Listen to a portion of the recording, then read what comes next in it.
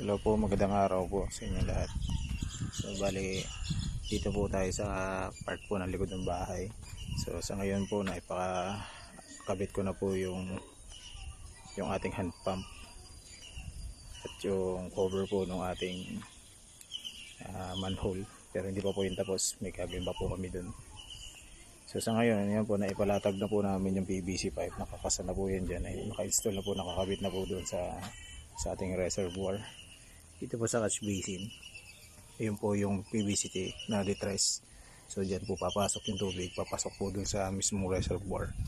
At sa pinakababa po, sa pinaka corner, medyo madilim, doon sa pinakadulo, ayun, nandun po yung para po sa drain tap natin.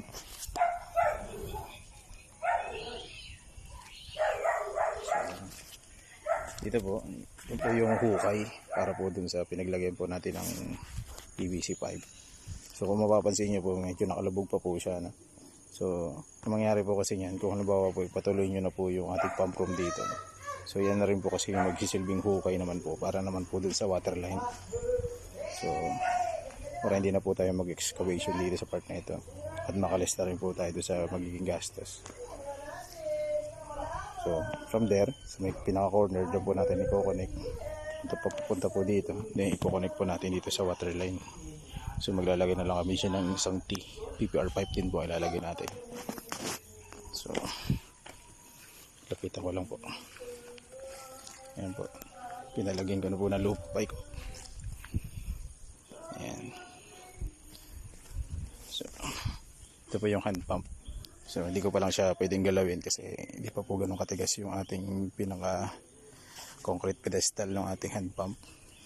So mapapansin niyo po, pinakapaa niya, 4 na angle bar po yan. So napakatigas po yan.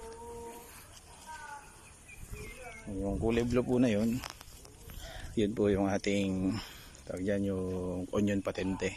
Halimbawa po dumating yung panahon, ito pong hand pump na ito ay kailanganin nyo po siyang palitan at nasira na po, nabulok na, nag-loose na yung mga gasket.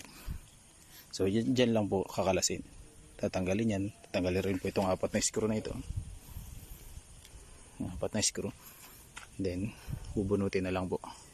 So palit na lang po ng ito naman po nasa ilalim steel yan. So yan po ay tawag na yung coupling. So pwede naman po yung bunutin lang at yan na lang po ulit ang install. Ayan. So ito po yung ating manhole cover. So nangyari yan, may dalawa po siyang handle. So nilalagay po kami dito ng lock, lagay ng lock dito po sa kabilang side. Lalagay rin po kami para safe po na dito basta mabubuksan. Sakaling merong mga ilang may malilikot na bata, hindi po nila yan mabuksan o malaglag sa loob. So ganyan, kung mapansin nyo po, may space po yan dito. So ang bawa naglagay na po tayo ng CHB hole dito, meron po yung space dito na maliit. So bakit po ganun ang ginawa namin? Hindi na po namin dinikit doon sa pinaka wall. So pinag-aralan namin para naman po itong space na to for maintenance purposes, bago po nasira yung pressure tank, so may space po kayo dito. Also kung kailangan po siyang linisin, bugahan ng tubig, so may access po ng tubig, dadaan papunta doon.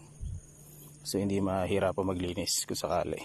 Tapos itong space naman ito, so pag maglinis, so gagamitin itong area ng hand pump is may malawak-lawak na area para po sa paglilinis.